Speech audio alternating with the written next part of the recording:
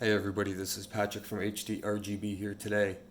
Today in this video, I want to talk about one of my favorite RPGs for the PlayStation 2, that being Suikoden 3, the first release of the series on the PS2. Now, prior to that, they had two other games that came out for the PlayStation 1, which are phenomenal, but I just had this itch to play this game since I booted up my childhood PlayStation 2 that we see right here with my childhood PlayStation 2 memory card that we kind of see right there. And when I opened it up and I looked at the contents, I found a game save file. And I don't know if it's like it for you guys. Maybe you can let me know in the comments below. But as an adult, when you dig up your memory card from a kid and you find significant hours put into a game, it is the most rewarding thing, especially if you haven't finished it. So, this is a copy that I borrowed from a friend when I was really young. For the sake of not using his name, let's just call him Simon. Simon A. And I would love to give this game back to him if I see him. Unfortunately, I don't hang out with him, but I hope he's doing well right now. Anyways, thank you, Simon. If you ever end up seeing this video, then this copy is served me well. I've really gotten my use out of it. I hope you're retro gaming and all of that. So. This is just a really cool thing, finding the old game save file. I think I had about maybe 20 something hours, and rather than sinking my teeth into a new RPG, which I know is going to take a lot of my time and I'm not going to be able to put it in and get the full experience, so being able to continue a game is really rewarding because I'm having these like nostalgic flashbacks to when this game came out. It was 18 years ago in 2002, almost 19 years now. It's incredible. I'm getting these flashbacks of the game. I remember playing it, really enjoying it, but noticing a few things that maybe from a really critical eye would have dissuaded me from watching it at the time. But now I'm actually persuaded to watch it because to play it, watch and play, because I'm realizing that there's so much good to this game. So let's just look at the case right here.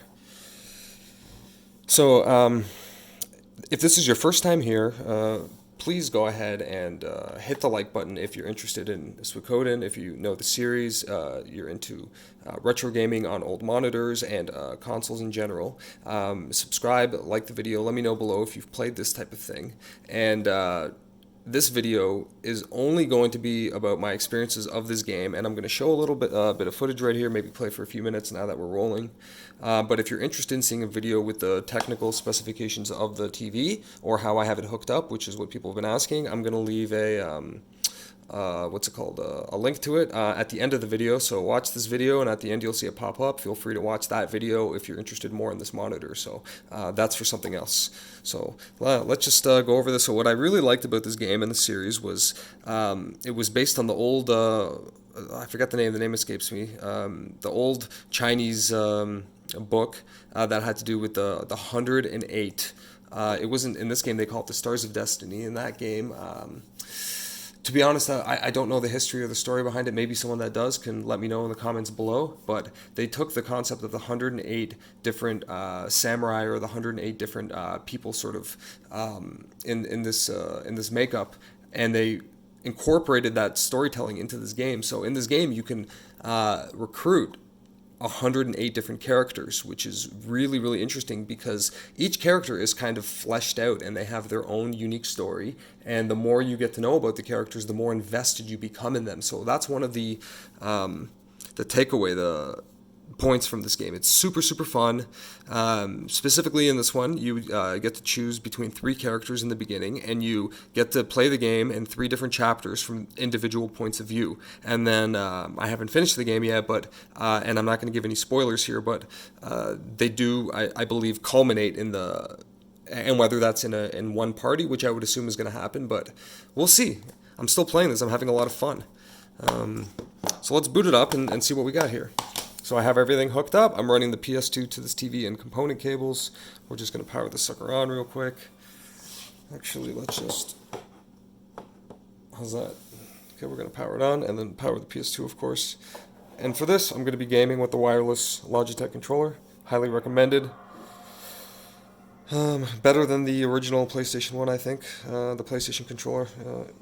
I just love the wireless aspects. It's versatile, and it optimizes the whole operation because when I don't have this monitor around, if I just want to play PS2, I take the components, put them into my bigger, modern Sony 50-something inch TV, and I can game there. But without these, listen, man, like if you're one of those dudes that play wireless, you're not using wireless and you're playing a retro console on a modern TV, you got to be really careful not to put it on the floor, right, to stretch out the wires and then run your controller from there, because you're basically looking at a tripping hazard.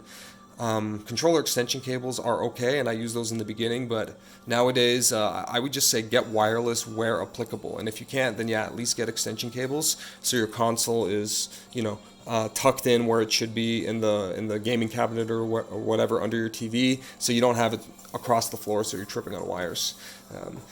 And this is coming from somebody that is using a wireless controller when he's sitting a meter away from here. So it's just optimize your life. So all right, let's see what we're going on. We're gonna play a little bit of this game. I'm just gonna load the file. We're gonna run this probably for another 4 minutes, and then that's gonna be it. So the one thing I'll say about this game is the music is absolutely incredible. Just it totally gets the vibe of the wartime, of that. Oh man, it's just that time, like 1600s, 1500s. I'm not sure, sort of like what the game takes place in. Obviously, it's a fictional universe, but it's feudalism is a really cool concept for RPGs because it's very, it's a throwback to like. War times, and I think RPGs play well. So games like Final Fantasy Tactics or any game set in an older setting, or even in a steampunk setting, is pretty cool. But there has to be that element. I'm not really a fan of the RPGs that get too futuristic. Within reason. I like a good mix. So let's see what we got going on here. Okay, so I know I'm at I think a chapter 3 of, so I named my guy Alucard. So I got Hugo's story chapter 2, Chris story chapter 2, and Chris story chapter 2.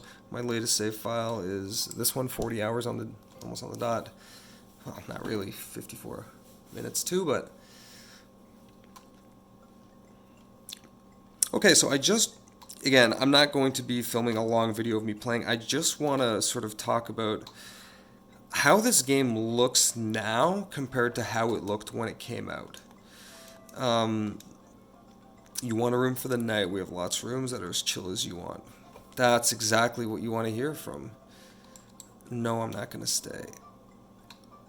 Okay, so how it looks now to me is this game is really suited for component cables. I remember when I was using this on a bigger TV with composite cables when it came out in 2002, and the graphics were just, the game didn't come out too early in the PlayStation 2, and the game should have looked better than it did, but where it sort of didn't, where it wasn't the best in the graphics department, it made up for tenfold in other departments, namely the cast, the plot. The plot is incredible. It's just, it's a simple plot. It's nothing like over the top. It's just everything is tied together so well. It's like a good book with separate chapters. They basically, because this game is based on a book, it plays and feels, and the story kind of unravels in a very natural and genuine and almost organic way, and nothing feels forced or over the top. It's great.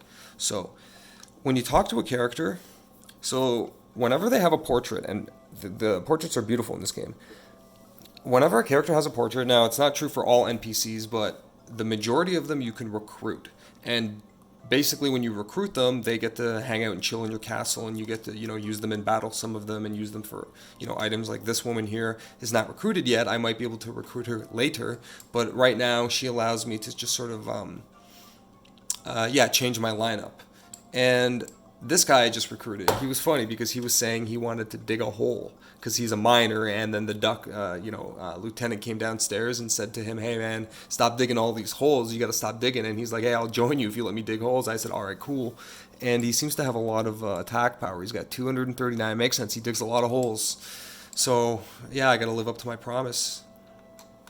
And yeah, what I was saying about the component cables is hooking it up now to this TV, I really get to see just how nice it looks. I mean, it's just, I can turn on, yeah, just, it really does blend well. And I'm wondering if back in the day, if I played it with component cables, if my view on it would change. So anyways, finding a save file and playing a modern version of the game, and a modern version because it feels like I'm modernizing it right now with component, a nice flat TV, a wireless controller. I mean, this was available back then, but it almost just seems like, because I didn't play like that when it was first out, it almost seems like it's a brand new thing, and nostalgia's killer, right?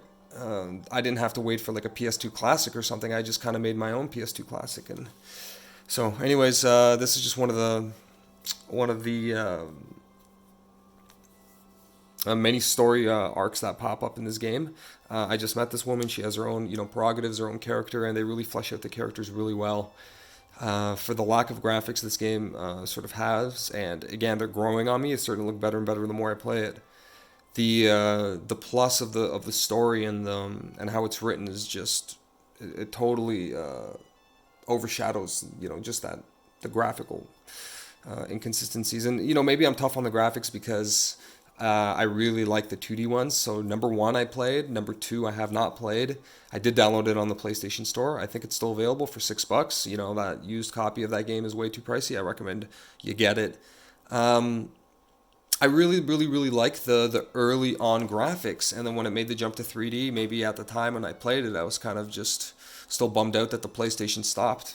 If this was my world, the PlayStation 2 would have came out much later and probably been like a PS2, PS3 in one. Like what I'm saying, like a PS 2.5 or something, just because I feel like the PlayStation 1 could have ran a lot longer.